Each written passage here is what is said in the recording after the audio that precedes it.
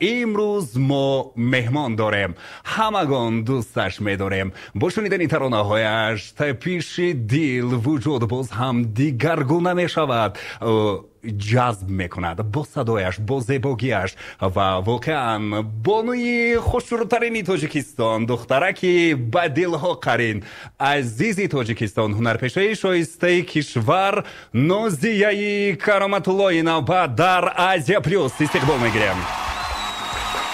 بانو نازیه، واقعا شما خوش‌روترین تاجیکستان هستید. خیلی دوستاتون می‌داریم. صنعت شما اگر در یک پهلوی ترازو باشد، با زیبایی و تراوت و نزاکت و لطافت شما همچون بانوی تاجیک، همچون دختری تاجیک، باز در یک طرف دیگر که نمیتوان این هر دو رو برکشید که کدامش وزنین تر. صنعت انتخاب کنیم، زیبایی نگاه کنیم. واقعا صحنه رو برای شما بر این هنرمندان آفریدند که اینقدر با ناز و عشوه و با صدای و با مهر و محبت میآید و واقعا دوستاتون می‌داریم. از اولی که نازیه روی صحنه آمده است و سرود خوانده است و با شوق میرقصید و خیلی عشوه ها میکرد، همه دوست داشته بود. حتی مکتب خانها میگفت که من نازیه رو میگیرم کمانچه‌ام. من نازیه رو چقدر خریدارانتون بسیار بودن، نه؟ باور کنید. خوش آمدید. عرض میکنم به همه شما، به همه مخلصان عزیز، به شنوندگان رادیوی آسیا پلیوس. تشکر زیاد از لطفتون، از سخنهای زیبایتون. خوش آمدید. چشمان شما زیبا میبیند. تشکر زیاد. واقعا زیبا هستید. باشید. البته از این سخنها من باز هم قوت گوش میگیرم، گفتیم گپو یک الهامی منو شما زیادتر میگردونید. تشکر برای دعوتتون و کوشش میکنیم به همه سوالهای شما عزیزانم جواب گردونده توانیم. تشکر، از دیدارتون بسیار شاد هستیم. از ویدیو نوارها، مثلا از کلیپ ها یا در کنسرت ها نازیه رو تماشا کردن دوستان عزیز دیگرگونه است و اگر در پهلویش باشید من برای تپش دلتون دیگرگونه می شود.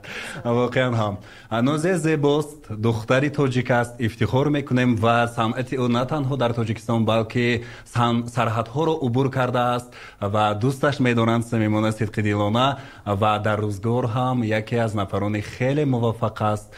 اهل تاجیکستانی ما خیلی صمیمانه استقبالش میگیرن وقتی که روی صحنه میآید و هر یک ایجاد نازیه تاثیرگذار است. و بیایید آغاز میکنیم از آنه که همه اهل تاجیکستان رو افتخار فرا گرفت با شنیدن آهنگ جذابی که مخصوصا در فیلم بالیوود استفاده شد و آنها شما رو چی خیلی راضی کردن، چی خیلی به شما برآمدند و چگونه این پدید اومد که آهنگ مشهوری هر شب در لب رو مخصوصا با زبانی هندی در فیلم بالیوود استفاده بردن که این محصول کار دختر تاجیک بود و ما البته افتخار میکنیم که صنعت ما رو هم اعتراف میکنن. این اعتراف صنعت تاجیک رو دارد، اعتراف صنعت اصیل رو دارد.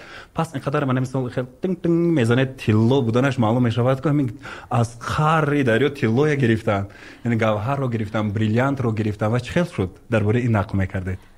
تشکر زیاد مهربان جان، شما درست قید کردید. این باعث فخر ما است. بله. البته من بسیار خوشبخت هستم و یکی از سرودهای ما رو گویم سرودهای تاجیک رو از بین اینقدر دولت ها انتخاب کردند و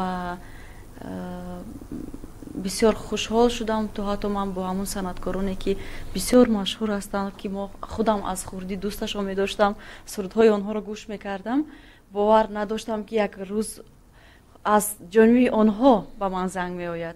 یعنی که آنها به من زنگ زدن و ما رو پیدا کردن نتوانستن در اول، راستی گپ. و بسیار اول چی کردم، بعدا ما یکدیگر رو پیدا کردیم و بسیار سخنهای نیک درباره من گفتن. من خودم بسیار خرسند شدم. من میگفتم که من سرودهای شما رو میخونم، من شما رو، صنعت شما رو دوست میدارم. آنها نیز به من همین گپ رو گفتن که ما هم صنعت و زیبایی تو رو دوست می‌داریم. ما نادیوان اهل هندوستان بالیوود رو هم نازیه کرده است. من بسیار خرسند شدم و یکی از سراینده گانی بسیار مشهوری هند شریا گوشال که ما بسیار دوستش می‌داریم از خوردی گوش میکنیم. با اون کس صحبت هم صحبت شدیم که همین سرودی ما رو زمزمه کردن و بسیار از من خواهش کردن که همین سرود من با زبان تاجیکی برای ما یاده هر شب در لب میخوندن کمک همون چی میگن لهجه‌هاشون فرق میکرد. همون را وقتی من با آنها نشان میدادم تلفنی یک احساس مرا فرا گرفته بود که هیچ گفته نمیشه، یعنی از خرسندی که یعنی که شما زمزمه میکردید و باها گوش میکردن و ها از من گوش کرده میخوندن از روی من میگفتم تمرین میکردن که در رپتیسیون اشتراک کردن. بله اونو که وقتی ثبت میکردن آنلاین ما توسط تلفن صحبت میکردیم از من میگفت که هر شب در لب این چی معنی دارد. ما میگفتم اینا در نه تنها در خود هندوستان در تمامی گوشهای کناری امون مملکت هندوستان صدا میداد پیشتر، یعنی در شریلانکا در نیپال و در دیگر دولت‌ها نیز بسیار مثل گیمت شده بود این سرود و از ما بسیار یعنی که دعوت‌ها زیاد بودن. ما راستی چه بگیم راضی نشدیم نیو.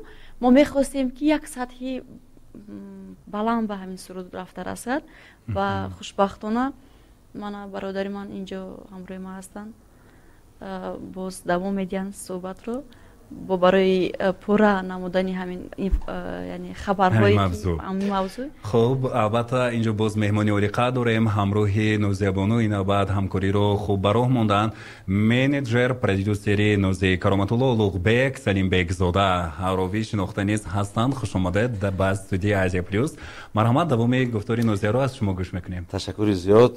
خیلیشون نوزه بانو که دوام دهنده صنعت بالای شادروان پدری عزیزشون هستند. این برای ما یک فخر است در اصل که نوزه بانو با زمزمه سرودی که زمزمه کردن از جانب شرکت های بزرگی استودیوهای موسیقی هند و قابل قید شد و بسیار زنگ ها بسیار بود، نه تنها از یک استودیو. مقصد به همگان معلوم است که اهالی هندوستان چند قدر است، لیکن از چند استودیو در تماس شدند با نوزه بانو. بعدا نوزه بانو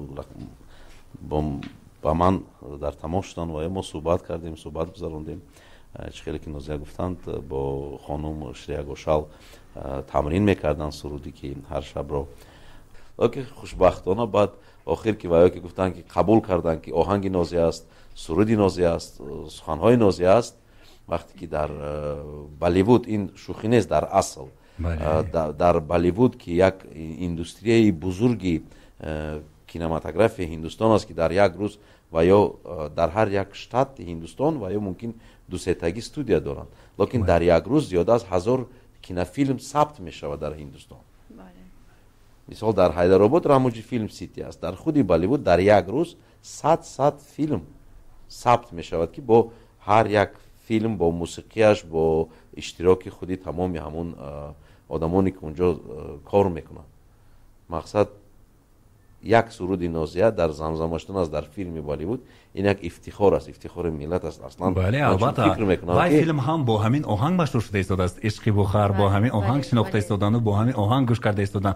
ببینید که در سطح جهانی چقدر آهنگسازهای بزرگ در خود هندوستان هم، مثلا در آسیا مرکزی در دولت‌های مثلا ترکمنستان، ازبکستان، این طرف قزاقستان چقدر ایجادیات مثلا کمپوزیتورای با قوت هست که مثلا ایجاد میکنن، لیکن ببینید که همه اونها رو قبول نمیکنن.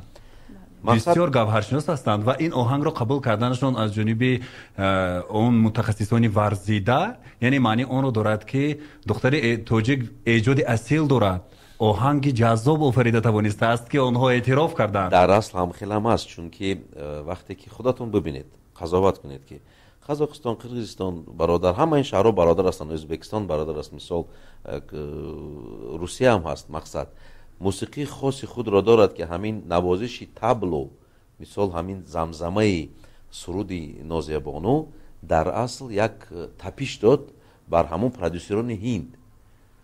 لیکن صنعت ما با اونها هم کمی مانند است. باز یک بزرگی آن که نوزه وقتی که سخن قطعی و وقتی که نوزه با زبان هندی پورا معامله کرد و در حیرت شدند که این از کجا هندی رو میدونه. هنرمند دانا زباندانی ما روسیایی که زباندانی جهاندانی. نو من با دل با نفس یگان سرانیدن رسیدنی نیستم، لیکن وقتی که یک سرود رو زمزمه میکنی باید معنایش رو بدانی. در اصل بعد که گفتیم که این کس خط کننده دانشگاه هند هستند و در سطح عالی با استاد اونجا با تمرین میگرفتند و یاد گرفتند و میدونند و هم ما ادامه میدهیم خدا خواهد همکاری را که نام صنعت تاجیک رو بلند برداریم. روزهای فرهنگی هم میشود، روزهای فرهنگی تاجیکستان در هند، از هند در تاجیکستان که نازیه در مد اول است که با سرودهای با زبان شیوای تاجیکی اول زمزمه میکند و برای خوشنود کردن مهمانان برای حرمت و عزتشان با زبان هند زمزمه میکنند. این به هر کس میسر نمیگردد. وقتی که ویا با دعوت میکنند و مثلا اتوگراف نازیه رو میگیرند، وقتی که این با هندگی صحبت میکنه در هیجان میشن که این هندی رو از کجا میدونن. واقعا هم یعنی که این معنی اون رو دارد که هنرمندان ما دانشی خیلی قوی دارند که مثلا در اکسنت در تلفظ هم اینقدر خوش رو رعایت میکنن که مثلا یک هندی اگر تاجیکی حرف زند ممکن ما البته در حال پای میبریم که و البته هند است، تاجیکی اینقدر خوب حرف زدن نتونسته ایستاده است، لیکن ما تاجیکی هم خوش رو گام میزنه هندی رو هم اگر میآموزم که تنو جانی ما اینقدر به صنعت پیوند. من وقتی که به سفارتخانه هندوستان رفتم یک نفر اومده بود از هندوستان گفت که کوههای تاجیکستان رو میبینم با کشمیر به یادم میرسه زادگاه خودم، گفت گریه میکنم و بعداً گفت من برای چی به تاجیکستان اومدم میدونید؟ گفت چون که رقص های تاجیک هندی که ما داریم و سرودهای هندی که ما میخوندیم در وقتش در تاریخ در پیش شاهنشاهان تاجیکان همین کارها میشده است. گفت از همین سرچشمه گرفته بوده است. گفت حالا دوره ها خهامنشین ها آغاز کرده در پیش شاه ها همه رقصای میکردن، همه سرودای میخوندن. صنعت ما از شمایان یک شاخچش بوده است. حالا گفت زمزمه تبل و دوتار در اصل زمزمه تبل و دوتار نه از ما رفته است. اگر شما به تاریخ نظر کنید با تاریخ زمزمه تبل و دوتار رو همون یک چیز قصه کردنی هم که 25 سال پیش من همون باز هم روحی شادروان پدری بزرگش شاد باشد که اپای زمان ما وقتی که در هند تحصیل میکردم مادرشان آمدن و همین اگر یک زمره توریستان باشند همونجا همه با خودش ماتریال و چیز و هر چی خرید، بسیار چیز خرید با خودش، نقره و پخره. من با اپای عزیزم که ما رفتیم تابلو تار گرفتیم، رفتیم کافتیم یافتیم و اینا مایده بودن کوچک بودن. مثال من نمیدونستم ولی با گفتم اپای اوخی شما یگان تحفه نمیگیرید؟ تحفه من انامین است. گفت که پگا اینا یاد بگیرند و بزنن برای فرزندان کلان میشند و میبینند که تا حال اون چیز هست. مقصد همون محمد رفیع جان هم که وقتی که زمزمه میکند این همشون گویان است که اینها دوام دهنده عنعنه صنعتی والای پدری بزرگ هستند. بله این بسیار چیزی نیست که با دعای پدر و مادر عزیزشان باشند. بله از اون معلوم می شود که مادر نازیه به نهایت استاد رو سخت دوست می داشتن. در کدام حالت نباشد احساس میکنن که وقتی که الکه خود سیمای محمد رفیع رو میبینن الکه هر لحظه یک بار استاد دیدگی بری تا حال ما احساس میکنیم وقتی که مادر جانم قدر این عشق صمیمی مادر جانم اگر نمی بود من فکر میکنم که زن اویله رو زن یعنی که میدارد هم شوهر خود رو عهده میکند، یعنی که هم نامی شوهر خود رو میتواند که تا حد رسانده تواند. از زن بسیار وابستگی دارد و من خوشبخت ترین گویم دختری هستم که مرا چنین مادر زاده است، چون من از مادرم بسیار چیزها رو در زندگی آموختم و می آموزم. تا حال من باور کنید مثل کودک با من چی میگن نصیحت میکنم. من تا حال مثل کودک هستم، ارکگی میکنم این رو نمیدونم. همه این چیز بسیار مادر جان من یک زنی با فرهنگ، با سواد، یک زنی با تمکین، با معلوم است الکه سرمنشه الهام خود استاد هم به فکرم خود مادرتون بوده. همین نمیگویم که همین ایجادیات پدر جانم یعنی که بعد از ببینید که چی عذاب‌ها رو ما گذاشتیم بعد از جنگ‌های که گذراندیم مؤثر و شکرانه که امروز بینید استقلالیت به دست آمد و اینقدر آبادی و چی بود. اگر محض همین مهنت و زحمت های مادر جانم نمی بود شاید ما بسیار سرودهای پدر جانم رو یعنی ثبتاشون رو گم میکردیم.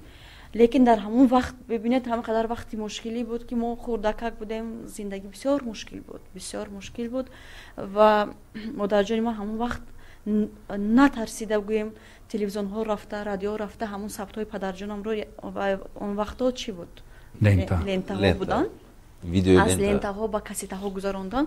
وقتهای جنگ بسیار دشوار بود، با یک زن برآمده در کوچه ها رفتن و کفتن و جستن، یعنی که با جان خودت یعنی نگاه نکرده، خطر بود، با خطر نگاه نکرده. لیکن همین چیزها رو یعنی متریال های پدر جانم رو همه سرود بود ثبت‌هاشون جمع آوری کرده در کاسته ها گذرانیده و ما فرزندان نصیحت کردن، گفتن که وقتی که شما حالا خردسال هستید، من زنده هستم، سلامت هستم، حاضر برای شما اینا جمع کرده دادم. یعنی که پدر جانت اینقدر مهنت کرده است، این چیزو نباید که گم شود. برای نسل جوان، برای آینده این یک درس باید باشد، این یک مکتب بزرگ است. این من عهده‌دار هستم همچون زن، همچون یک زنی با فرهنگ که این چیزها رو یعنی همچون گوهرک چشم برای نسل آینده، بله نسل آینده جمع آوری کنم. لیکن برای نصیحت کردم، بعداً با کاسته ها گذراندن. وقتی که برادرم محمد رفیع جان 16 ساله شدن، مادرم گفتن که ببینید حاضر وقتی دیسک برآمده است، اون وقت دیسک نبود، بعد از کاسته دیسک برآمد. گفتن که من نصیحت میکنم که همینا رو از کاسته به دیسک گذارون. یعنی که ببینید از لنته به دیسک، با کاسته، از کاسته به دیسک، حاضر از دیسک به فلش ها، با من این یو اس بی ام چیزایی که این حاضر زمان هستن، ما تو اینترنتی تو به حال گذرانده استودایم. یعنی که این همه این سرچشمش مادر جان من هستن. شرف برایشان. واقعا هم زنی اولی همت، مثلا یک کنسرتی شوی اولینی پرهیجانی شما شده بود، دویمو در پهلویتان بودن، دویمو دعاگوی دست بر دعا امید جری کلون هموکه است، دعاگو هموکه است. اینقدر واقعا هم زنی هستن که جان فیدا. میگن که در پس هر یک مرد بزرگ یک زنی بزرگ هست. واقعا هم بزرگی استاد کرامت الله قربان در آن ظاهر می‌یابد که واقعا هم پهلویشان یک همسری خیلی مهربان داشتن. استاد خیلی انتخاب کردگی هستن مادر شما رو، حالا که به فکرم از غرم آوردگی هستن. نه راستی این همش آواز است، برای که مادر جان ما خودشون غرم دیدگی نیستن. لیکن من خودم اولادشون در اونجا، یعنی که ما یک چی بگیم، از همه جای تاجیکستان هستیم بگیم. مادر جان من اصلا در همین دوشنبه تولد شدن، در همین دوشنبه به پای رسیدن. اکنون خیش توا رو گویم، اگر خیلی گویم با فکرم که اگون ریشه ما هندو هم میبراید، برای همین تاجیکانی هند میبراید. برای همین ما هم چه از خطلان، چه از غرم، چه از بدخشان، از همه تاجیکستان است، از همه جای تاجیکستان هستیم. برای همین ما در همین خودی دوشنبه کلان شدیم، مادر جانم، پدرم و پدرم در وقتی خوردیشون در کلا بودن، قرار وقتی که به دنیا آمدن، بعدن پدرشون اون وقت سابق چی میگن کارمندی میلیسه بودن، هر جا میکوچاندن. یعنی که در قرار کلا و شهر دوشنبه اصلا گیم همه ما در دوشنبه کلان شدیم و مادر من زباندان هستن، زبانی ششنا زبانی هندی رو ختم کردن و پدر جانم وقتی که سرودهای هندی میخوندن، یک وقت میروم با دانشگاه ملی برای همون سرود ترجمه کردن و بعد همون خیلی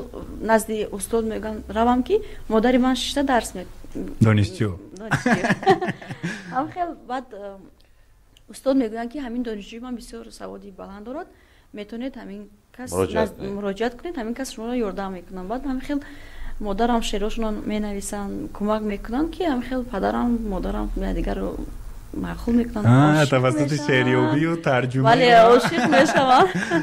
همین خیلی بعد از خوردی مادر جانم با همروی ما حرف میزدن. بعد میتونسته پیار شد. بعد پیار میار عشق از همون عشق هندیانه آغاز کرده. خب بعدا تویشون شده گست کی سالی چند شده گست تویشون؟ 1985 تویشون شدم و 1986 محمد رفیع جان تولد شد. یکمین فرزند پدر مادر. خب بهترین. شما سالی چند تولد شدید؟ آخه این سوالو نجوی. این سوالو نجوی. من بعد از 2-3 سالی محمد رفیع. بهترین. نه گفتم که نوزیاد فقط جوان مینماید. مجرد. چرا اون تغییر نمییابد؟ چرا دیگرگونه نمیشود؟ دیلش پاک است، نیتش پاک است، تربیه پاک دارد. خدا ترس است. عجیب. میدونید نوزیاد ما مکتب خون بودیم. ما مکتب خون بودیم. شما در روی صحنه بودین. مکتب خون بودیم. در روی یادتون هست آبشترات های خیلی صورت های شما بود. همون چخه که در همون آبشترات چخه که بود، همون نگاه، همون اشوه، همون نوز، همون که ایستادید. تشکر. سببش چی باشد؟ فکر میکنم که خوشحالی، همین زنده دل بودن، یعنی کینه نداشتن. بله. برای من باز هم تعریف شود. من فکر میکنم که همین برنامه رو من محض میبخشم به مادر جانم. من تعریف اگر که تا آخرین نفس صحبت کنم درباره مادرم کم است برای من، برای که اینجا هم تعریف مادر جانم رو میکنم. همین بسیار نازک و همین شرمگین و همین چهره یوش و جوان مادرم دارن. طرفی مادرم هست. برایم شاید همین پهلوی من مادرم با گذشتگی است. مادر منم حاضر بینین بسیار زنی جوان میتوان. خیلی ولی من دیدگی هستم. راست مخصوصا در اویله مادرتون هم صنعتکار هستن؟ مثل تقاهایتون این مادرتون چند نفر بوده هستن؟ امک تقا خاله خانه مادرم همه‌شون قریب که عالم بودن. پدری یعنی که بابای من طرفی مادری پروفسور بودن. استاد کابوتوف، مسافر کابوتوویچ، همگان فکر میکنم که قریب تمام مردمی تاجیک رو درس دادند. استاد بسیار انسانی خوب، انسانی باثبات و همه خیلی تقاهایم، همه خیلی دانشمندند. خاله هایم هستند. نه که همش هستند. 11 فرزند هستند. اکنون استاد کرامت‌الله قربان چی؟ مخصوصا برای پدر و مادرشون چند نفر عمکی شما، عمه‌های شما؟ راستی من با یک احساس غمگینی فرا گرفت. از طرف پدر جانم یک خواهرکشون در قید حیات هستن. اصلا چند نفر بودگی هستن؟ ما گویم اگر که 4 نفر 5 نفر فرزند پسر بودن و 2 نفر دو نفر دختر داشتن. یک نفرشون گذاشتن از دخترو و 4 نفر دیگه از یعنی که از مردو همشون گذاشتن و یک نفر عمه شما مونده. یک نفر عمه زیبای من. خدا عمری دراز دهد به آن کس. بسیار زیبا هستن، مثل پدرم هستن، آوازی زیبا دارن. واقعا هم. بله. درود شنونده‌های عزیز، شما بخیر باشید. امیدوارم که همراه ما هستید.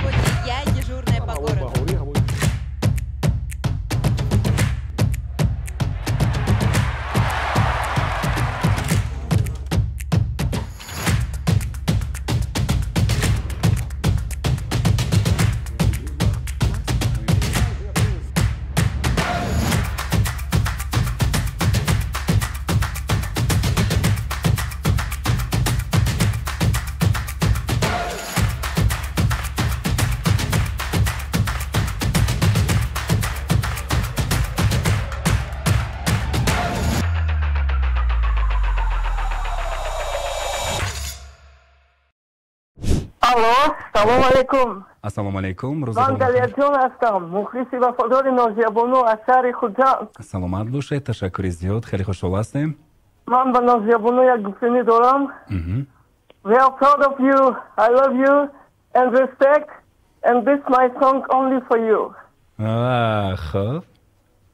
जाने मेरे दिल को क्या हो गया अभी तो अभी था यहीं खो गया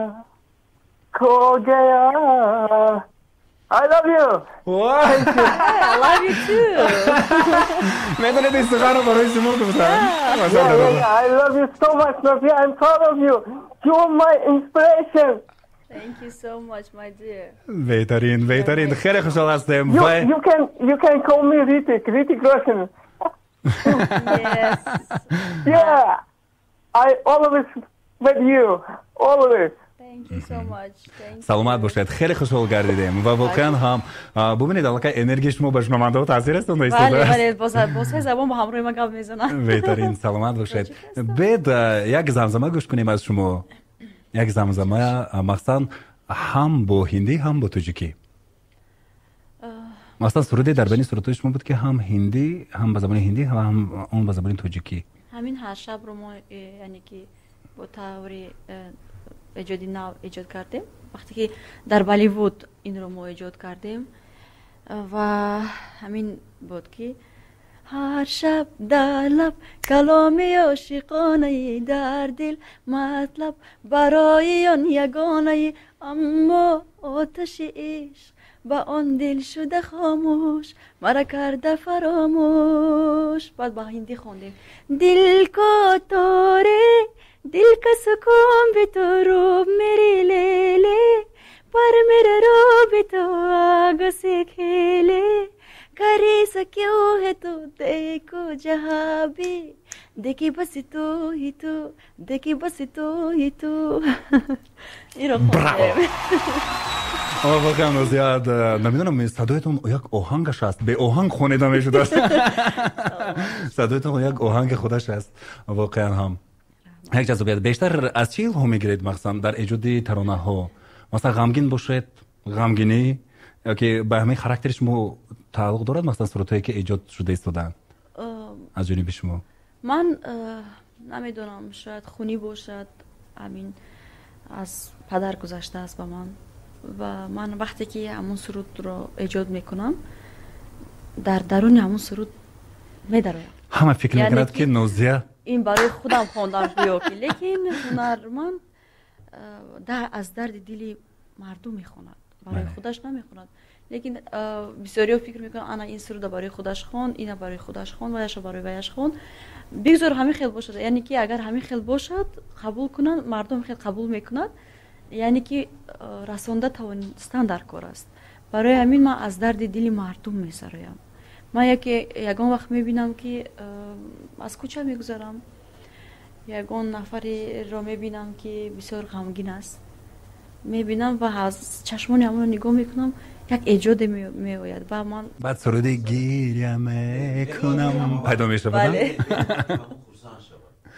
بله برای که دستکشاد است نازیبون دستکشاد است سخاوتمند است میهن دوست است یا میایستد میگه چه برای تو غمگین تو باید خرسندی کنی که این زیبایی طبیعت تاجیکستانی به 8 سال در اصل خودش گنده میبیند آدم زیخی رو خودی نوزیت طبیعتا زیخی رو در وقتی که شما سوال دادید من همچون از دیگر نگاه از دیگر طرف بینم بگم که در اصل اینا هم خیلی در خون کی دارنش خیلی قید بسیاری هم میگن استاد کرامت الله قربان رو که بسیار آدم شوخ بودن شوخ بودن در اصل وقتی که به صحنه میبرند نازیه بانو یا مامرفه جان مسئولیتی صنعتی والای خود رو دارند.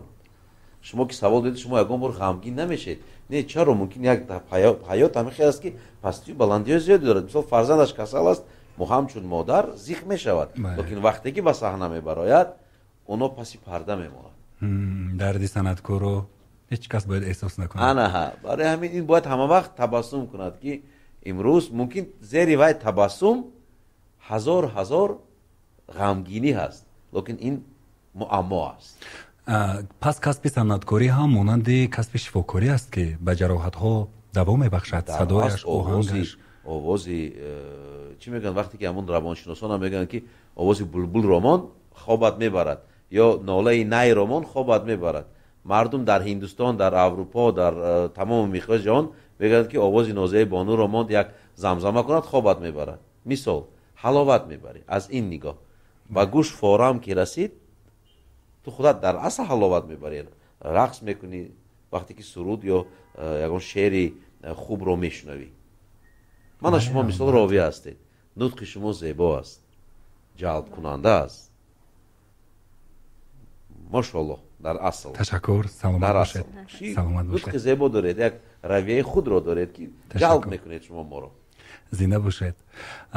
و البته انا همین نوزیه برین دخترکانی تاجیکی ما قدر زیبا، اینقدر با استعداد، با هنر هستن که ما بعد الهام گرفته همین بلبل بریم میسرایم.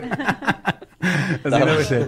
نوزیه اعتبار دادید مثلا حتی در سرانی دولت ها وقتی که میان در کنسرت های بزرگ، در چهاربینی های بزرگ رسمی میآیند، مثلا بیشتر و بیشتر توجه اهل حکومت به نفرانی می شود که سند اصیل دارند و تاجیک رو واقعا خوشرو زیبا معرفی بکنند. و در اکثریت این چهاربینی ها شما هستید. مثلا در یک چهاربینی یاد دارم هنوز سال 2012 بود که با چندین نفران گفتن که خود جناب عالی در رپتیسیون آمده بودند و گفتن که از نازیه یاد گرفت، هم در ایمیج هم در لباس پوشی. بسیار دخترکانی ما به نازیه تقلید میکنن، به موهای درازش، به طرز رفتار و گفتار و نشست و خیستش.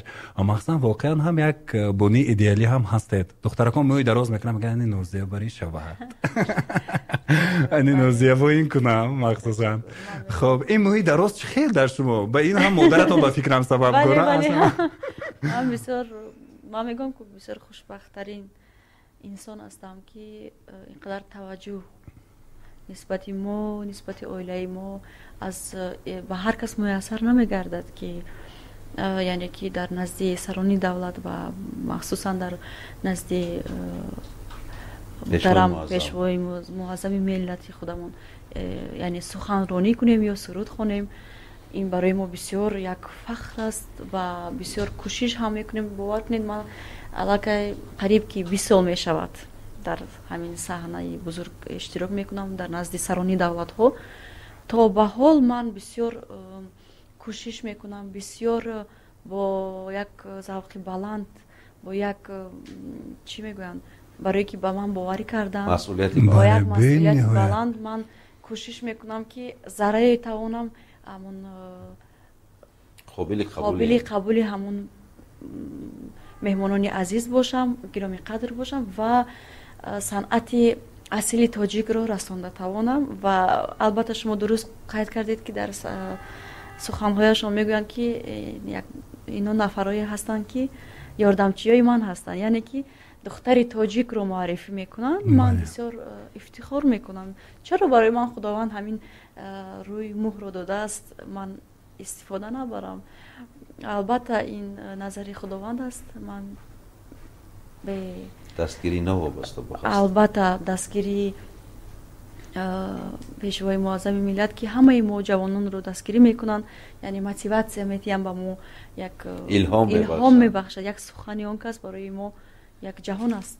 بله. چرا که یک شاهنامه بزرگ است. بله در اصل من بسیار خرسند میشم و کوشش میکنم که همون چهره تاجیکانه خود رو از دست ندیم و با تمام دنیا نشان دهیم که ما تاجیکان نه تنها هنرمند هستیم بلکه ما هم زیبا هستیم.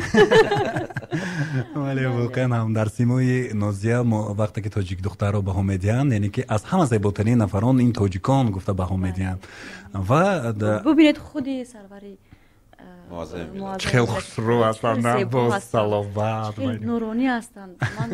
من فخر میکنم. نور الهی دارند. بله بسیار و نازیه رو مثل دخترشون بینای سخت دوست میدارن. اگر میبینن که در روی خود اگر نازیه نباشد کنی نازیه میگه کنی نازیه میگه بسیار احترام میکنن. و واقعا هم انا همین محبت بگذار جاویدانی باشد. شمایان علاقه صنعتکارانی هستید که تاریخی هستید و در تاریخ نامه ها نامتان علاقه ثبت شده. درود شنونده‌های عزیز، شما بخیر باشد. امیدوارم که همراه ما هستید.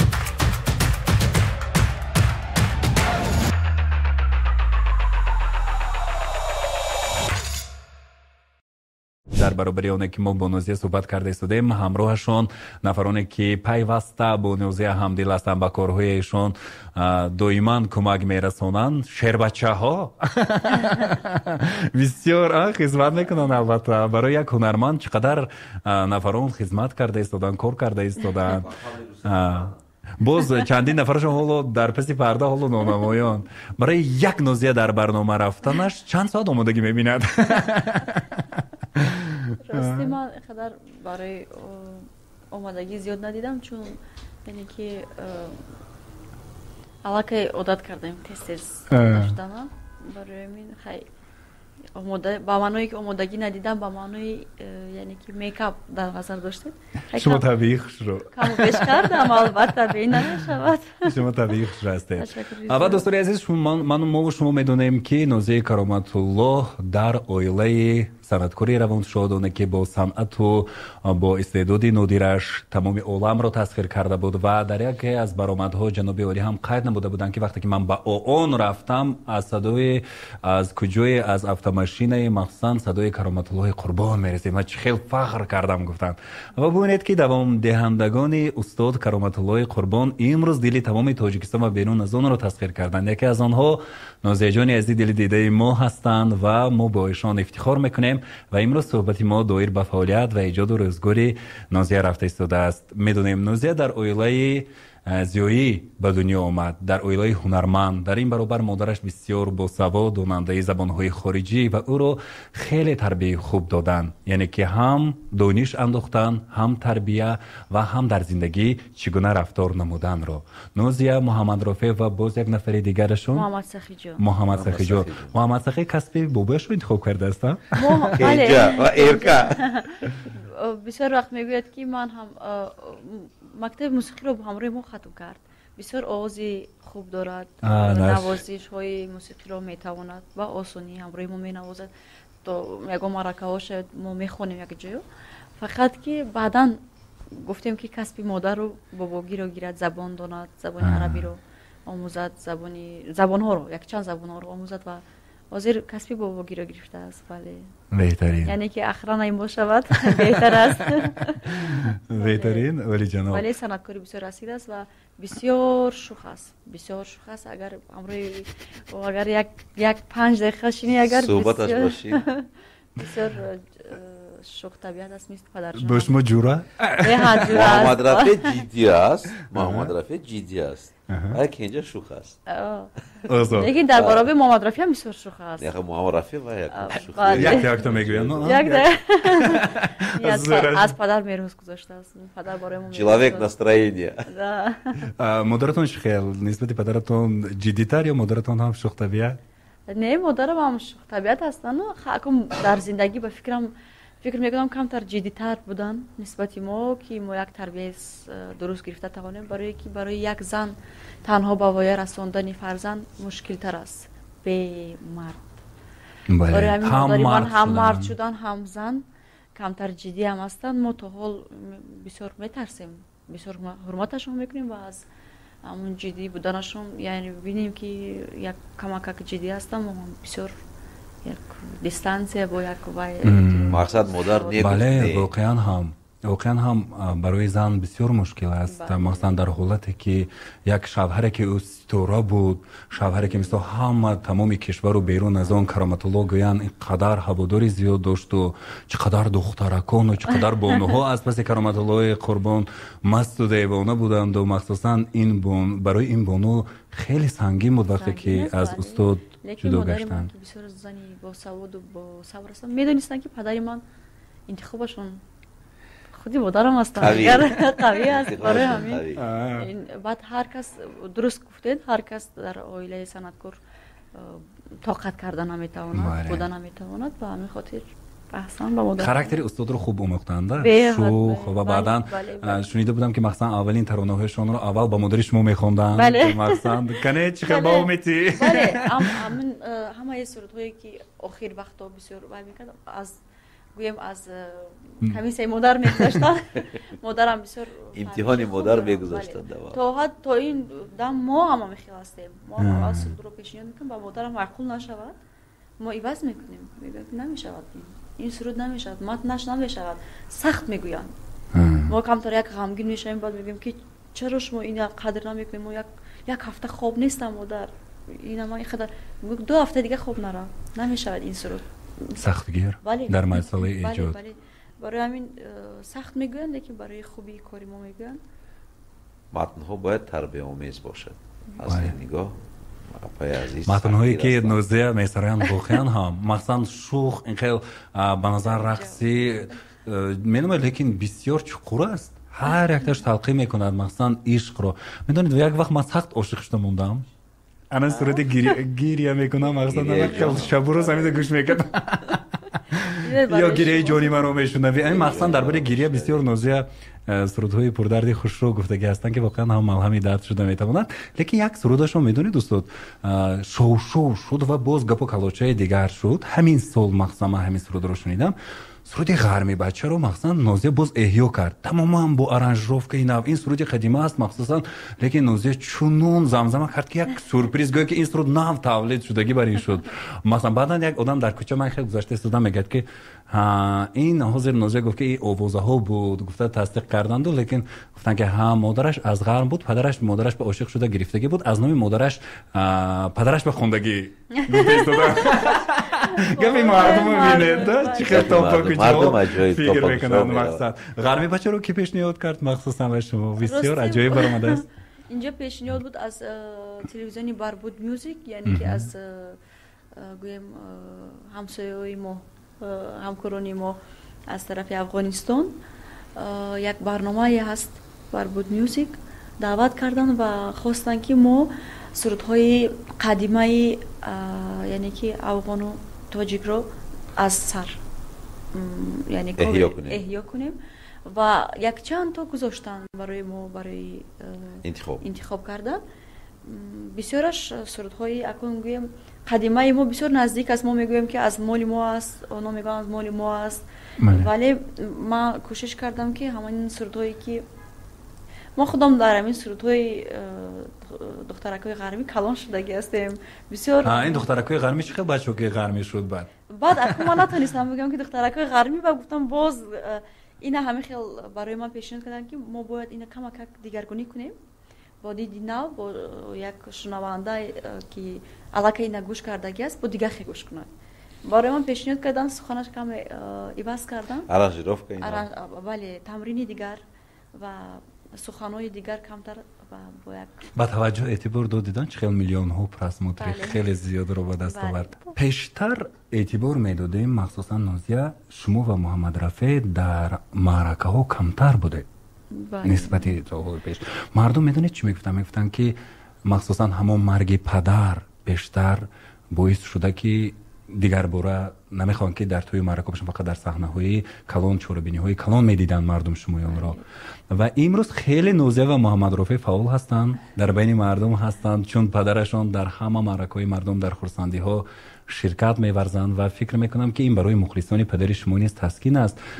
وای حادثه رو اگر به یاد بیاریم و نه تنها برای اویله شما میدونید برای تمام تاجیکستان حتی نفرانی هستند که استاد در خانهشون آثارخانه دارن، در اون آثارخانه تنها عکس ها چیزهایی که مخصوصا از استاد کرامت الله قربان است گذاشتگی هستند. محبت مردم ببینید هیچ کس اونها رو مجبور نکرده است، هیچ کس پول نداده است که همین رو تشکیل کنه، که خودی اونها یک اویله هستند مثلا میگن که در همینجا کرامت الله در اومده نشستگی بود، در همینجا شوخی کردگی بود، فلانی اوقات خوراکای آورده بودیم همینجا شوخی کرده خوردگی بودیم، همینجا حتی جایهای نشست را یک نفر مرد میگن که پسرم خواست که خانه را چپه کند، با آن خاطر که کرامت الله قربان به همین خانه من در اومده بود من گفتم نه تو من زنده هستم حالا چپه نمیکنی. محبت مردم ببینید، این محبت رو مثلا با یگان چیز خریده نمیشود و همین محبت رو امروز مردم ما به نوزه جان دارن. ما بابت زندگی شما گفته اومدیم مخصوصا درباره حیات فعالیت پدرتان مادرتان و خود شمایان مثلا به دنیا اومدید در اویله صنعتکار و بعدا در همینجا تحصیل کردید و تحصیل اویله شما بابت موسیقی در هندوستان جریان گرفت، همگان آگاه هستند و بعدا حیات امروزه شما چگونه است؟ مثلا حیات اویلوی خود شخصی شما چگونه است؟ همه میپرسن که همین شوهر نازی کی باشد؟ راستی شما گفتید که در معرکه ها فعال هستیم. ما باز هم شکرگزار از این مملکتی بیشتر سو تینج و آسوده همون میکنیم، چون که پیشتر این امکانات ها نبود. ببینید روز به روز اینقدر پیشروی ها، اینقدر آبادی ها، آزادی ها، این به هر صنعتکار میسر نمیگردد که در چنین کشور زندگی کند. باور کنید اول معرکه ها فقط در کنسرت ها، یعنی که یگان ما تور میگرفتیم، کنسرت های مردم اشتراک میکردیم، یگان 2000-3000 حالا باشد ما در تمامی چی معرکه های توی باشد، چی کنسرت ها باشد، چی در استادیوم ها باشد، در همه جای یعنی اشتراک کرده میتوانیم آزادانه. این از امروز خیلی دلپور هست. این گواهی آبادی، آزادی مملکتی عزیزمون است. برای همین ما با یک دلپوری، با یک فخر میکنم که من در این دولتی بیشتر زندگی میکنم و فعالیت دارم و دوباره برگشتم به صحنه. بسیار مخلصانی عزیزم تشنه دیدار هستند، بسیار خواهش میکنم، من نمیتونم رد کرده و تا قدری امکان با نقشه میگیریم انشاءالله خدا خواهد نصیب. بله اشتراک میکنم در معرکه ها، در کنسرت ها و امروز خیلی فعال هستم و مردم نزدیکتر. ممکن همون سالها یک حراس بود که مثلا بسیار مردم طلب هم میکردن که بگذار همون نفرانی که به کرامت الله ضرر رسوندن جزایشون رو بینن، لیکن بسیاری اونها بعضا چون دولت ما همون وقت بسیار فوجیوی، یک سرگذشته بسیار فوجیوی رو از سرگذران بسیار تند و تیز بود، همون وقت نمیتونستن که وای نفران عیناً کی بودند و چی بودند. مثلا حراس ممکن در همون وقت هم در اون اویده شما بود که همه جا رفته نمیتوانستید. الکی خیلی باز هم میگویم که این از آبادی و آزادی کشور بسیار وابستگی کلان دارد. بسیار سرفراز هستم که امروز امروز صلح و ثبات پایدار است. من مثال در دوشنبه اگر شما در شهر شبانه برایت هم الکی روزی روشن برین بیمالا سیر و سیاحت میکنید و بیمالا ایجادیات رو دوام میدهید و واقعا هم منبع ایجاد شده است زیبایی های تاجیکستانمان. به نزدیکی شما و محمد رفیع کرامت الله دو هنرپیشه محبوب کشورمان بابت خدمت‌های شایسته پیشوای ملتمان یک ترانه را ایجاد کردید که واقعا هم صمیمانه بود، مانند آنه که با پدر میگوید، راز میگوید. واقعا دستگیری های جناب عالی نسبت شمایان عیناً دو نفری که از یک عائله هستید نظررس است و چگونه پدید آمد؟ پیشنهاد از کی بود؟ درست قید کردید. ما بسیار چقدری که سرود خونیم درباره وطن و درباره پیشوای معظم ملت همقدر کم است، چون خدمت اون کس و ببینید که من نمیدونم تمامی جوانان رو، نه تنها صنعتکاران، در تمامی کسب ها جوانان رو دستگیری میکنن. اینقدر پیشروی ها است. ما هم با جان و دل بسیار کوشش میکنیم که یک ذره باشد، یک سرود از دل. همون بسیار کوشش کردیم که با امروی محمد رفیع جان که یک سرود ایجاد کرده توانیم برای پیشوای معظم ملت و امروز از شاعری زبردست نظام قاسموف بسیار خواهش کردیم و اون کس برای ما یک علاقه آماده داشتن و وقتی که ما رفتیم همکاری کردیم، باز بعضی چیزها رو علاوه کردن، یعنی که متن رو بسیار دیدیم ما چه خیلی است، ما چه خیلی دوست می‌داریم پیشوای معظم ملت رو. اون کس هم خیلی حس کردن و همون رو نوشتن، دوامش رو برای ما سپاریدن و محمد رفیع جان خودشون آهنگ بستن و ما برای استقلالیت و پیشوای معظم ملت این رو یک هدیه برای مردم تاجیکستان البته پیشنهاد کردیم. و این سرود علاقه ویری زبانی همگان شده. مثال در مکتب ها علاقه میبینیم از مکتب ها آغاز کرده تا دیگر چهاربینی های بزرگ دیگر نفران هم زمزمه کرده ایستادند. در مسئله اونه که سرودی شما رو یا سرودی محمد رفیع رو میخونند چی نظر دارید؟ مثلا شما رو نپرسیده خواننده اگر گویم مالی خودم است من خفه میشم، اگر گویم که مالی نوزی است من فخر میکنم. این فرق دارد. البته افترسکی پراوا مثل بالیوود شد. مثل بالیوود شد. نه بسیاری ها نمیپرسن لیکن میخونن مثلا در توی ها در معرکه ها. مثال سرودی من مشهور شده است، همگان میدونن که این سرودی من است. اگر که زمزمه میکنن این باعث افتخاری من است که این سرود اینقدر محبوبیت پیدا کرده است. این البته من خرسند میشم برعکس. برای صنعتکار البته برعکس یک دستاورد بر این، یک مکافات بر این است توجه مردم.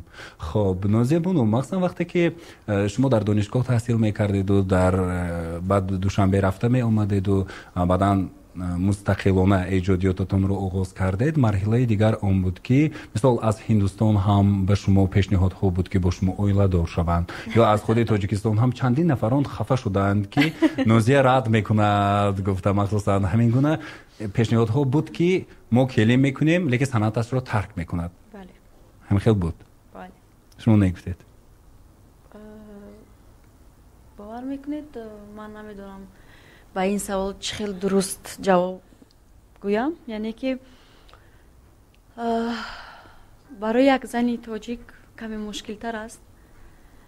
یعنی بسیاری ها میخوان که اویله برپا کنند و زن در خانه نشیند، اما من تحصیلم رو تا به حال دوام داده ایستادم. من ماگستراتورا که کنسرواتوریای تاجیکستان هستم. بعد از ماگستراتورا من میخوام باز با پی اچ دی، یعنی که نمیدونم دکتری فلسفه علمی صنعت. بله دوام دهم، چون این مادرم بسیار جدی هستن در خواندن ما. من این همراه محمد رفیع جان یک جا میخونیم، ما ماگستراتورا رو امسال ختم کنیم، بعدا باز تحصیل رو ادامه دادنی هستم. چی گفتنی هستم برای یک زنی که خوانده است؟ من در اینترویوی پیشینم هم میگفتم که من صحنه رو قربانی اویله میگفتم، چون اویله این زن باید یک مدت برای اویله خود، یعنی که وقتی که خانه دار میشوی، من از علاقه گذشتم از این مرحله، لیکن فکر کردم که من یک شخص ایجادکار هستم. خداوند برای من همین دانش رو داده است که من تحصیل کنم، یعنی فعالیت کنم. چرا نه؟ مردهایی هستن که متاسفانه نمیفهمند این هنر رو، این که میگویند که خانه نشین خب بهتر است برای زن. خیلی من هیچی گفته نمیتونم، بحث کرده نمیتونم با مرد. اینی زمان من میخوام کار کنم، فعالیت کنم و ببینیم وقت خودش نشان میدهد. شما صنعت رو انتخاب کرده؟ من هم صحنه خدمت با مردم، صحنه و هم من اویله رو نیز وقتی خودم رو یعنی 50 در 50 گویم، هم در اویله میبرم، هم در صحنه میبرم، هم وقتم رو در فرزندانم در اویله نیز. یعنی امروز خیلی خوشبخته. البته وقتی که کلمه مادر شنیده میشود چقدر خوشبخت، لیکن هیچ کس باورش نمیاد که نوزیه یک چند فرزند داره. در کوچه رفته ایستاده دختر چکدی در گام میپرده. بله من تو میگفتی نیستم تو خوش میکنم. بسیاری و نوزیه رو مقصد میگن که نظر بلند، نظرش نمیگیرد، دزونی از دلی دیده خطا میکنید. جدی بودن یا اینکه جدی بودن این معنی اون رو ندارد که من نظر بلند باشم. پدر و مادر من بسیار زن و مرد خاکسار بودم. من از صمیمیان ما از این عائله خاکسار به دنیا آمدم. فکر نمیکنم که هوا بلند باشم. خیلی اگر که بای همین چهره ما هم خیلی توبت نه در صحنه مثلا 2 سال بعد راه میگرده و رقص میکنه یا که این صحنه است. این صحنه است که من این تئاتری است که من در اون نقش بازی میکنم. این زندگی من نیست. اکنون اینو ببینید، سرود خونده میتوانید، زبانها رو میدونید، لیکن در شعربینی ها مخصوصا ما رقص های شما هم دیده. در رقص هم مخصوصا تحصیل کرده؟ من کوریوگرافی رقصی کتک رو در هندوستان خونده که هستم، یعنی از مکتبی پروفسیونالی گذاشتم. چون که در شوز هم رقص کردید و هم سرود خوندید. بسیار پروفسیونالی بود همه جهت و نماینده هندوستان هم اومده بودن که مخصوصا фикрҳояшон ҳамин гуна ҳаст ки нозия ҳам духтари тоҷикистон ҳам духтари ҳиндустон шудааст. бигзор фарзандони тоҷик фарзандони ҷаҳон шаванд. Мана мисол монанди Сино, монанди Ҳофиз, монанди Хайём, монанди Фирдавсӣ ки ҷаҳонӣ шуданд, монанди Мавлоно ҷаҳонӣ шуданд, фарзандони мо ҷаҳонӣ шаванд ва нозия воқеан ҳам ҷаҳонӣ аст. ман фахр мекунам ки бо сарояндаи ҷаҳонӣ суҳбат карда истодам.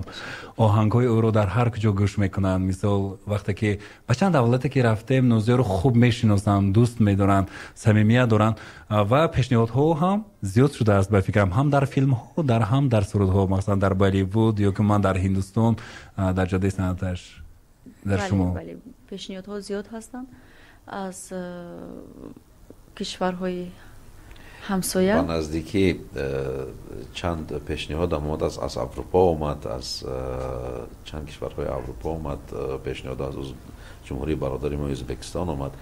ҳинд ку гуфтем, ҳам бо шумо ки сафирро гуфтед, ҷаноби сафирам фикру ақидаи худашонро нисбати ворид шудани суруди Нозиябону гуфтанд ки шумо пешниҳод мекунем, онро метавонед монеду гӯш кунед. мақсади гап ва мо дар нақша дорем баъди ҷамоатҳое ки ҳукумати мамлакат пешбинӣ шудааст, баъди он ки Нозиябону онҷо вобаста мешаванд, баъди вай мо як мумкин то соли нав ё баъди соли нав як турнеи нозияро анҷом бидем ҳам ба Аврупо, ҳам ба Ҳиндустон, ҳам аз тарафи кишварҳои Қазоқистон, Қирғизистон, Россия. мақсад ба нақша дорем ҳозир, локин бо ҳамун Нозиябону бояд ҳамун ба қавли англисига гӯем шедули ки вақте ки Нозиябону доранд онро бояд мо ҷиддӣ ба ҳисоб мондам, ки чун меҳнати зиёд талаб мекунад, вақти зиёд талаб мекунад, онҷо қувваи зиёдам сарф мешавад. фикр накунед ки як консерт мондан дар як давлати дигар бисёр осон аст. Не, бисёр мушкил аст. агар мо иҳотаи инҷо агар як стадион ба Нозиябону 10-20 ҳазорро ҷамъ кунад, дар онҷо то 30 000 одам ҷамъ мешавад. бале дар ҳақиқат. ва барои ин барои як сарояндаи ин ки ҷаҳонӣ шавад забондонӣ муҳим аст ва нозия аз ин чиз умуман тарс надорад. дар аст масалан вақте ки шартномаҳо баста мешавад, дар аст муҳтоҷи ман ҳам нест нозия гирем, локин мо ҳам чутқа хоҳар ки аст бо забонам ки медонем, ин фахри мо аст ки мо муаррифгари як бонии тоҷик ҳастем дар миқёси ҷаҳон. вақте ки бар ман занг мезананд, мегӯянд ҷаноби Улуғбек, Нозиябону вақт доранд, баъд ман мегӯянд аввал пешниҳодатро ки ман аввал пурсон кунам, ки ман аз пеши худам ман медонам, локин сараввал ман пурсон мешавам ки Нозиябону ширкати мисли аз ширкатҳои Болливуди аз Ҳинд зиёд занг мезананд, аз Ӯзбекистон занг мезананд, аз Россия занг, аз Аврупо занг мезананд. мақсад мо ҳамиро чӣ ба нақша гирем, сал ҳаво хунук шавад ё сард шавад, инҷо ба саломатии инсонам вобастагӣ дорад, аз саломатӣ вобастагӣ дорад, аз фазои оила вобастагӣ дорад. мисол ман боварӣ дорам ки агар фарзанди Нозия мариз шавад, худо накунад, консерт намешавад. нозия чун оилаам барои Нозия бузург гуфт ку 50 ва 50, локин боварӣ дорам ки чун тарбияи азизонашро гирифтааст, ин мегӯяд ки азизтарин чиз, ин неъмати баҳо ин оила асту хизмат ва ватан аст, навобаста. ман инро боварӣ комил дорам аз ин чиз. беҳтарин. ва воқеан ҳам Нозиябону рисолати ҳам занмодарӣ ва ҳамчунин рисолати худашонро дар назди халқ иҷро карда истодаанд.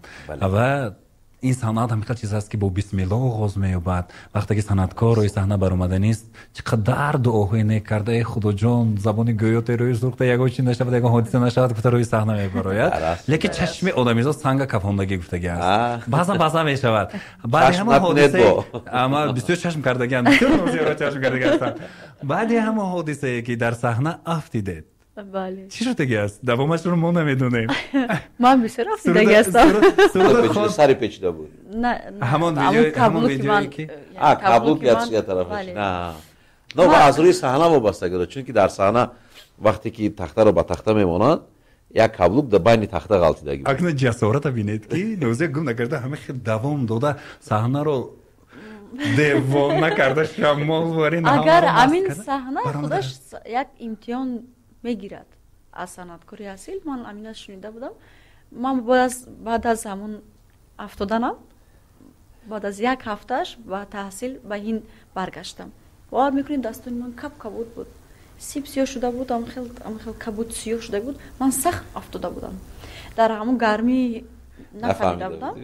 یک روز دو روز گذشت من گفتم که تمام بدنم درد میکنه، برای که من سخت افتادم با همون وقت. در صحنه نفهمیدید همون وقت؟ نفهمیدم چون توجه مردم زیاد بود. اون وقتی که نوی ما رو میگفتن صحنه میخیست، همین قدر توجه، همین قدر یک با یک محبت اونا آمده. من افتادم، ای بی‌وفا نیست، من باید همه هنر رو نشون بدم. افتادم، خیستم در کار است، چون برای من آمدن با من آواز دادن. سرود سال بود، با من آواز دادن. من من حق ندارم تا وقتی که جان در بدنی من است. من درد رو حس نکردم، همین افتادم سخت. بعد از که در هندوستان من گشته رفتم، بعد از یک هفتهش من میبینم دستم بسیار وزبیل درد میکرد. تا با دکتر رفتم، طبیبا گفتن چیکار کردی؟ من گفتم من افتادم، ویدیو رو نشان دادم. خب همین است که از بعد استادان با من همون وقت گفتن که تعریف کردن که آفرین، اینقدر که درس سبق ما آموختیم это не зря. برای بهوده نبوده است که در صحنه عهده کردن نه کاری هر کس است. با پیش رفتی با دوام دادی. لیکن من حاضر اکنون فهمیدم که شما اون وقت درد احساس نکرده بودید. نه، درد احساس نکرده بودم. بعد که عذاب کشیدم. یک دو هفته عذاب کشیدم. درود شنونده‌های عزیز، شما بخیر باشید. امیدوارم که همراه ما هستید.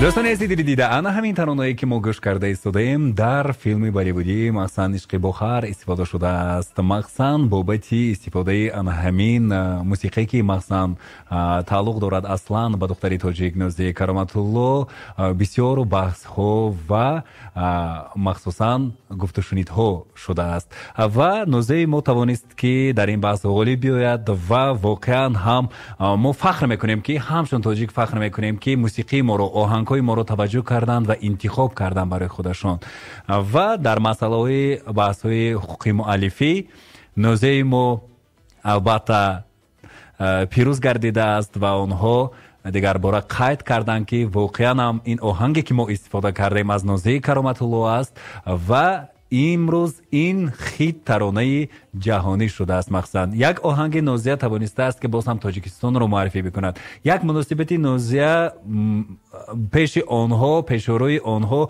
معلوم کرده است که تاجیک چه خیلی دانش دارد، چه خیلی توانایی دارد، چه خیلی قدرت دارد و نوزه نوترس. آفرین، سلامت باشید. بسیار افتخار کردنی است و واقعا هم چون که بسیار در میبینیم بابتی اگر که خودتون هم اعتبار داده باشید در رپرتاژ ها بابتی سرودهای کوچگی یا که مخصوصا سرودهایی که میگن سراینده های تاجیک صنعت ندارن، بسیار میدوزن، میگیرن، این خیلی حرفا بود. لیکن ببینید که صنعتکار اصیلی ما رو صنعتش رو گرفته ایستادن و این از مهنت های شما، از زحمت های شما دلالت میدهد. واقعا هم افتخار کردنی است. خب نوزه جان عزیز دیده عموما قسم زیادی خود رو باز در خانه میگذرانید با اهل اویلا. خوراک هم میپزید مخصوصا در کارهای خانه چه خیلی هستید؟ خوراک ورزی نوزه چی کنه است مخصوصا؟ راستی من بیاید دروغ نگویم اکنه که حوز نمیپزم. حوز سرکاری بهت سرکار هستم. اگر که یک روزی که از خانه نبرایم تنفس داشته باشم من میگم که التماس اوچه جون همون خوراکای با مزه ختون نکنیم، مرا نگین کخنی رو بگیم که مزیق میشم. همین یک روز من استراحت میکنم. راستی خیلی بعضا وقت میشود یکون چی تیز پزک تیار کنم. من تخم ویدیو نمیخورم. بله ویدیو نمیتونم. خب من برای اون همین سوال رو میدیم که نه اصلا تیار کردنش رو میتونم. لیکن وقت کم است. وقت بسیار کم است برای آماده کردن. میدونید حتی نوزیه حاضر 2 روز خوب نکرده است، گویم باور نمیکنه دوستان عزیز، همین دختر خوب نکرده اومده است. ایجادکار شده آسان است، مخصوصا شب ها ایجاد میکنی، روزها باز چقدر معرکه ها، چوربینی ها، دیگر نفران اگر که نگویی میگن ای از خود رفته است این طرف اون طرف، باید که همه را دلش رو خرسند کردن در کار است. اصلا صنعتکار کم خوب میکند این طور بگوییم. روزایی می شود که خواب رو میگیریم، البته باز روزهای زیاد است که بسیار تکاتوب ما بسیار زیاد است، داوی ما بسیار زیاد است، یعنی که نه شب نه روز، شب روز ما یک خیل است. بعد بسیاری میگن که شب چرا شب قدر دیر میگم که برای ما دیر نیستیم، یعنی که روزی کاری است، یعنی که ما قدر در کار مشغول میشویم که ساعت ها میگذارد، 12-14 ساعت روی یک سرود کار کردن، در ثبت آواز بودن، علاقه 2-3 شب می شود. حالا هم انسامبل رفته ایستادید؟ بله من آوازخوانی انسامبل آریو هستم که رهبریش رو برادرم محمد رفیع جان استادی من به عهده دارن. من اگر یک روزهایی که می شود که نمی توانیم به کارخانه رفته، به خاطر آن که ما در چرابینی بند هستیم و روزایی که ما آزاد هستیم البته با کار فعالیت میکنیم. البته خب یک شنونده از مهربانمان خاصیت بانو گفتند که نوزیه رو میتوانیم از کجا یابیم و من میخواهم که خوراک از همه دوست داشته نوزیه رو به او رسانم. گفتم برای همین درباره خوراک پرسیدم از شما، درباره جای کارتان. نوزیه رو اگر که کوبید ایزانی دل دیده، البته یافتنش بسیار دشوار است. شخصا ما هم به زور یافتیم نوزیه رو. من گفتم میلیون مخلصان شما البته انتظار هستند که باید بیاین و ما یک صحبت خاطرمانی کرده باشیم و البته بودن نوزیه برنامه ما رو رنگ و تراوت دیگر میبخشد. البته شما میتوانید با منیجرشون در گفتگو شده باشید. رقم های نوزیه به فکرم در اینستاگرام گذاشته شده است برای علاقه کردن و اینچنین درباره توی محفل ها چخیل در چوربینی ها دعوت کنیم هم اینجا سوال اومده است، مخصوصا در اینستاگرام به فکرم. بله در اینستاگرام روجست کرده میتونم، اونجا منیجرون من جواب میگردونن. البته در خدمت هستید. یک نفر دیگر شنونده از مهربانی ما از ازبکستان نوشته بودن، اینجا من قرائت میکنم. ازبکی نوشتن، من لیکن تاجیکی میگویم. اولا السلام علیکم، سلام مرا به نوزیه جان برسانید. بعدا بپرسید که این سال مخصوصا در ازبکستان هم کنسرت میمونن. من خودم تشکیل میکنم، اگر که راضی شوم التماس فراموش نکنید میآین ازبکستان. گفته مثلا هم تاجیک ازبکی آمیخته نوشتن تا مثلا من برای شما رساندم، چون که اون نفر به فکرم گوش کرده ایستادن، چون که ما آنونس داده بودیم که سوالهایشون رو ارسال کردن و مرحمت پیام های شما با مخلصانی که این لحظه از ازبکستان نیز ما رو گوش کرده ایستادن. خاصتا اونجا تاجیکان نیز خیلی زیاد هستند و خود ازبکان نیز با آهنگ ها و سرودهای شما بسیار شوق دارند. تشکر زیاد. سلام گرم جوشان به شما میرسونم. تشکر برای سوالاتون. بسیار من هم دوستتون میدارم. اینقدر بینید از دوری های دور برای من می نویسن، با جون و دل میروم. برای چی نمیروم؟ من در بسیار در معرکه های سمرقند و ازبکستان بسیار اشتراک میکنم و در کنسرت هایشان نیز میروم، اشتراک میکنم. البته مراجعت کنن با ما نویسن، ما حتما در علاقه میشویم همراهشون. چرا نه؟ سلامت باشید. وقتی که شما دوستی تاجیکستان و ازبکستان برگزار کردید، اونجا شما برآمد کردید. بعدی برآمد کلیگی تمام اهل حکومتی که از ازبکستان اومده بودن گفتم در تاجیکستان همه خیلی صنعتکار است. چگونه؟ همه خیلی نوزیه بری صنعتکار است. مثلا من فخر کرده بودم. من اونجا بودم، مثلا راه بلد بودم، چون که من زبان ازبکی رو نیز خیلی خوب میدونم. مثلا راه بلد بودم، گفتن این قدر سلام میدونید نوزیه. فخر کردم، خیلی پریدم. باور کنید واقعا هم اونجا برآمد شما خیلی عالی بود. در نزد سران دولت ها بسیار خوش و زیبا، هم تاجیکانه هم با لباس تاجیکی، لیکن سرود استرادی مخصوصا هم خیلی با قول گپاچ میگن کافاند. عجیب بود واقعا هم. سلامت باشید. البته دید و نظری اونها برای هر یک نفر وقتی که درباره دختری تاجیک سخنهای نغز میگوین، چرا فخر نکنیم؟ بله درست واقعا هم. خب اینجا دیگه شما از مهربانمون از فدراسیون روسیه فضلدی نوشتن السلام علیکم من صنعت اکی محمد رفیع نوزه جان رو هم حرمت میکنم او دختری که واقعا مهنتی است اگر مهنت نمیکرد به این درجه ها نمیرسید کنسرت کلون و بوشکوه نوزه رو من در برباد انتظار هستم چرا اون کنسرت برای نشده ایستاده است اون وقت من به تماشا مخصوص برای نوزه و محمد رفیع رفته بودم دیگر بار اون گونه کنسرت نشده ایستاده است چرا عیناً همون خیلی نشده ایستاده است راستی ما همون زال‌هایی که پیشتر کنسرت ها میگذاشتیم عین حال حاضر فیلارمونیای دولتی است که من بسیار میخواهم کنسرت گذاشتم اونجا بسیار مردم کمتر جای میشود و همون خاطر و لیکن یک خوش خبر هست که روزهای نزدیک یک زلی کلانترینی ما کشوده شوی تئاتری که در نظر است من بسیار امید دارم که اونجا زلی کلان است یعنی که جوابگو است برای کنسرت های کلان رو برگزار گرداندن من همین رو انتظار هستم که روز در نقشه است که یک زلی کلانترین باشد که ما توانیم یک شو یک کنسرتی باز هم خاطرمان کرده توانیم و این بهره هواداران این کنسرت های زال هایی که امروز هستند البته ما اشتراک میکنیم یعنی با گالا کنسرت ها بسیار فکر میکنم که من نمیخواهم که مخلصان من پشت صحنه بمانند پشت زل بمانند با همون خاطر من انتظار است جا نمیشود بله یک جای وسیع‌تر باشد که ما توانیم همون دکوراسیون صحنه رو نیز یک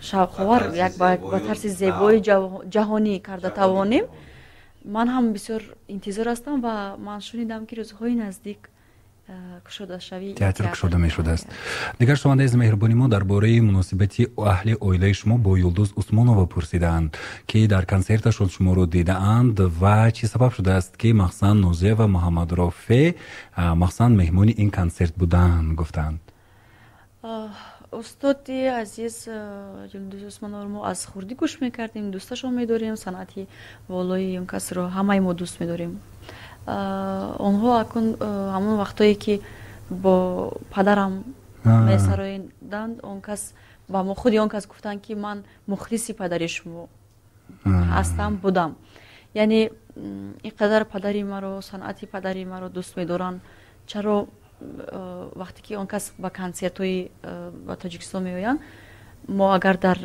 جمهوری باشیم البته با تبریکشون میرویم همچون مخلص البته همچون یک صنعتکار دوستشون میداریم همه وقت یعنی که سبب اون است که پیش از همه اون کس به صنعتی استاد کرامت الله قربان خیلی فنات بودگی هستند احترام میکردگی هستند و امروز فرزندان همون انعنه‌ای که پدر با دوستان خیلی خوب بودن ادامه داده ایستادند سلامت باشید تشکر زیاد دیگر شنونده از مهربانمون گفتن که در کنسرتی که نوزیه برگزار کرده بود یگانه کنسرتی بود که پدیده رو معرفی کردگی بود و همون بچه‌ای که دست رو چرخ زنونده رقص کردگی بود حالا هم هست همون گونه کنسرت رو انتظار هستیم گفتند همونم شما معرفی کردید همون رقصا رو مهوجم باشد با یک نفر دیگر هم بودن سمردین باشد بله بسیار دستش رو خطاب مهوجم بسیار هنری بسیار بالا دارن رقص های زیبا لیکن همون کنسرتتون برآوردید و بعد همون آدم می‌دادن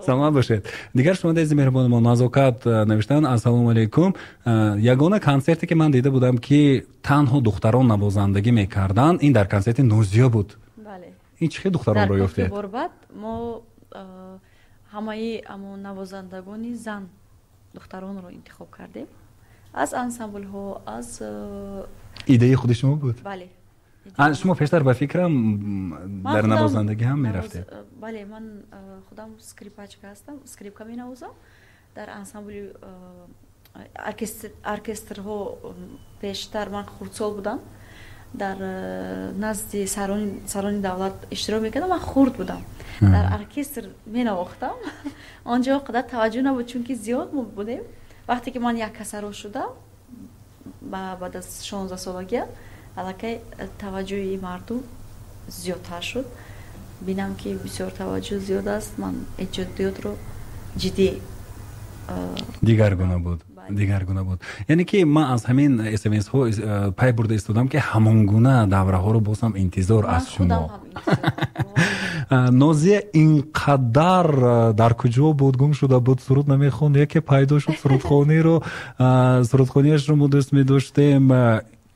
البته نازیه دوستانی عزیز دلی دیده اویلادور شد، زندگی رو پیش بود. بعد تربیه فرزندان کم در فرزنداشون که کلان شدن باز روبروی مخلصان آمدن و خوش آمدن. اینجا وقت میگوید که باید که ما به جان برسانیم، ولیکن صحبت های ما هنوز 3 نقطه میموند. در آینده نقشه ها پروژه هایی که هست بابت این چند حرف میگفتید مرحمت. در اصل ما در نقشه تشکیل کردن کنسرت های زیادی نازیه بانو در مقیاس اروپای و هند و تاجیکستان در اصل است. حالا چطوری که گفتیم ما خیلی زیاد درخواست داریم. وقت عزیزترین چی میگن پر عزیزترین چیز است که ما اول تکیه به وطنی عزیز خود، خدمت به مردمی عزیز خود. چطوری که شما از پیامک‌ها گفتید که ما حاضر در نقشه داریم، فکر داریم که با یک کنسرت جدیدی که نازیه بانو گفتن در کاخ تئاتری که نو به فکرم آغاز می‌یابد، اون جای نشست زیادتر است. از اون نگاه برای همون که یگان دیگر شنونده نازیه بانو خفگی نکند که جا گیرند، مردم جا گیرند، زیادی داریم. در اصل چون مردم که دوستش دارد، ما حتما هدیه از نازیه بانو با مردم شرفمندی تاجیکستان و مخلصانش ما یک کنسرت جدیدی نوی باید آماده کنیم. در نقشه هست با صحبت ها باقی میماند. البته باز با دستاورد ها باز همان با نوگانی ها انتظار میمانیم. اخبار عامه با آگاه میشویتون. این همش در نقشه هست. سلامت باشید نازیه بانو. من هم با سخنهای برادری عزیز همراه شده گفتنی هستم که مخلصانی عزیزم بسیار دوستتان دارم. اینقدر صمیمی هستین، اینقدر دستگیری میکنین، اینقدر مهر و محبت محض شما است که من امروز ایجاد میکنم و کوشش میکنم که روزهای نزدیک، ماهای نزدیک یک کنسرت برای شما، سرودهای نو و نگفتن هموند یک بعد از بسیار به نزدیکی یک سرودی نوی من باز برای مخلصان عزیزم آماده شده است میبراید. سیکریت بود. لیکن من میخواهم که کمی خرسند کنم و روزهای نزدیک البته میتوانم مخفی بود و کنسرت رو ما مخفی کنم و بسیار امید دارم که روزهای نزدیک با مخلصان عزیزم روبرو و میخوریم. سلامت باشید دوستان عزیز. همگان دوستش میداریم، همگان احترامش میکنیم و همگان عاشقش هستیم. او ستاره است، واقعا هم دست نور است، آنقدر تابون است که ما دائما از سرود و نواها و از زیبایی او واقعا هم در زندگی روح بلند میگردیم.